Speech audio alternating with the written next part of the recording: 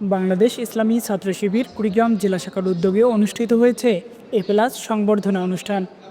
2025 সালের এসএসসি দাখিল ও সমমান পরীক্ষায় GPA-5 প্রাপ্ত কুড়িগ্রামের মেধাবী শিক্ষার্থীদের সম্মান জানাতেই এই আয়োজন। শুক্রবার 1 আগস্ট কুড়িগ্রাম সরকারি কলেজের হলরুমে এই অনুষ্ঠানের আয়োজন করা হয়। অনুষ্ঠানে সেক্রেটারি মুবাশ্বের রাশিদিনের সঞ্চালনায় সভাপতিত্ব করেন জেলা সভাপতি মোহাম্মদ মোশাররফ হোসেন।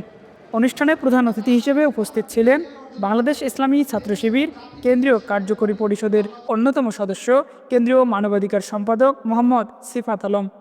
বিশেষ অতিথি হিসেবে বক্তব্য রাখেন বাংলাদেশ জামায়াতে ইসলামী কুড়িগ্রাম জেলা আমির মাওলানা আব্দুল মতিন ফারুকি।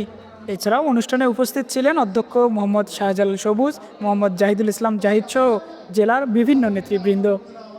অনুষ্ঠানে GPA-5 প্রাপ্ত শিক্ষার্থীদের মাঝে উপহার সামগ্রী, সম্মাননা ক্রেস্ট ও প্রেরণামূলক দিক নির্দেশনা প্রদান করা হয়। তুমি ভুল পথে যাইতে থাকলে তোমার একজন ভাই তোমাকে শুধরাই দেবে, আরে ভাই তুমি যে কোন দিকে যাচ্ছ, তোমার ঠিকানা, তোমার এই যাওয়াটা ঠিক হচ্ছে না, তোমার এই কাজটা ঠিক হচ্ছে না, তুমি শুধরাই আসো, তুমি তোমার ঠিকানায় চলে আসো। আর যদি তোমার সাথে ভালো কোনো ছাত্র না থাকে, আদর্শবান কোনো ছাত্র না থাকে, সংগঠনের কোনো দায়িত্বশীল তোমার সাথে না থাকে, তুমি যে কোনো সময় শয়তান তোমাকে পাকড়াও করে দুনিয়ার ধান্দাবাজরা তোমাকে নষ্ট করে দেবে আর তোমার চরিত্র ধ্বংস হয়ে যাবে। শেষ পর্যন্ত তুমি গিয়ে দেখবে যে তোমার ঠিকানায় তুমি পৌঁছতে পারো নাই। হতে পারে না এরকম? বাংলাদেশ অনেকবার দুর্নীতিতে চ্যাম্পিয়ন হয়েছিল, ঠিক না? এই চ্যাম্পিয়নশিপ নেওয়ার ক্ষেত্রে আমাদের বাংলাদেশ যে কৃষি প্রধান দেশ, এই চ্যাম্পিয়নশিপ দুর্নীতিতে চ্যাম্পিয়ন হওয়ার জন্য আমাদের কৃষকরা কি দায়ী?